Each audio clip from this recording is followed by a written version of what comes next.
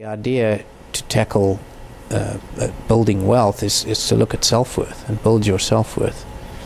And there are actually particular exercises that you can do to do that. And we play with that a lot in the workshops that we do. Yeah. Any hints? Well, you don't want to give too much away, but one of the things that I do that people look at me and say, "You can't be serious," and then they do it, and they, having repeated that process, it has a very powerful effect. And then that's simply just to. It's about opening your perspective of yourself and looking at yourself from different ways. We tend to get stuck in a box in terms of how we see ourselves. So it's about, again, something Monika talks about is making an inventory of your success, looking at everything you have accumulated and looking at the real value of that.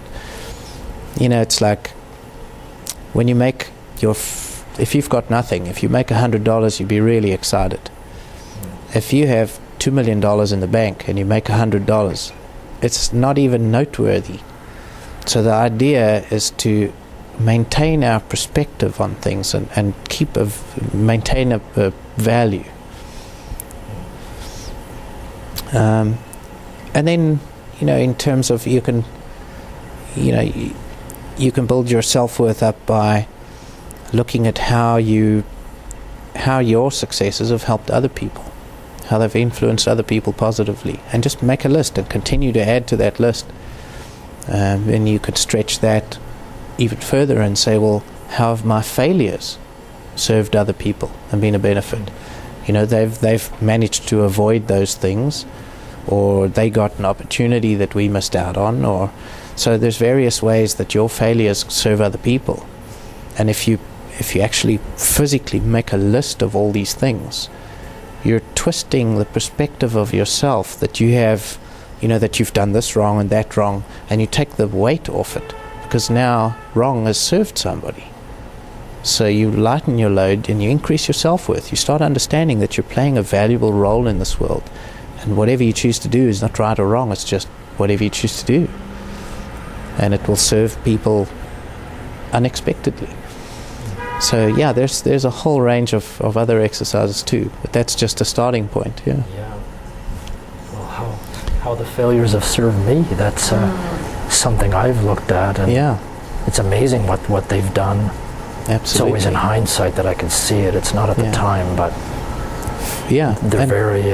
We tend not to think that way, so it's a good exercise. It's all about perception. It's like we think of the failures as the bad thing, because we gave it a certain label.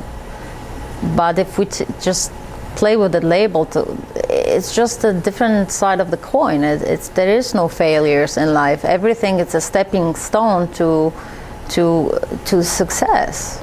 Like Albert Einstein said that I didn't fail 10,000 times. It was a 10,000 step process.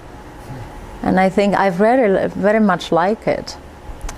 And what I want to add to the whole concept of prosperity and money is that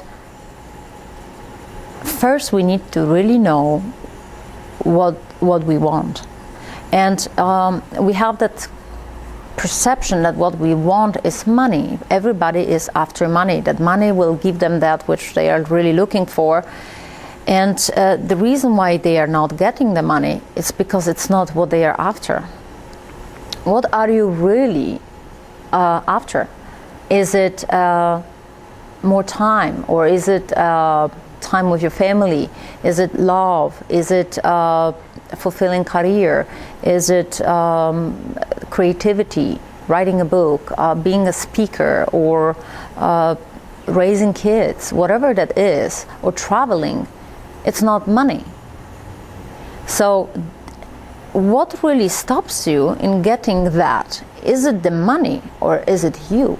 Can you be fulfilled writing your book? You don't need the money for it. You just need to sit down and create a space for yourself to write a little bit at a time. The same with family. You're not going to be happy with a family because you have a lot of money. You're going to be happy. You can start right now by just making yourself into that space.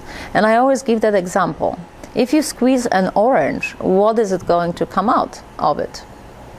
An orange juice, right? Not an apple juice, not a prune juice, orange juice. It doesn't matter who squeezes the orange. It doesn't matter how hard it is being squeezed. What's come up is the orange juice. So what is within us is going to come out. And actually what money does, it's accelerate that process of that stuff coming out. So what we associate money with is the security and safety. And money is not going to give it to us. If we are having fear inside or we are feeling insecure, whether we have money or not, it's going to come out. It's just in a little bit different, in a different ways. At some point, without having money, you can be insecure about not being at the level of your friends, let's say. But when you have the money, there's always going to be somebody richer, or you might be insecure about losing the fortune that you already gained. So it's not about the money. So coming back, what we do with our clients is to first draw all of them, and it might not be the easiest process, is what do you really want? The moment you get it clearly, it's so miraculous. It just shows up. It just shows up.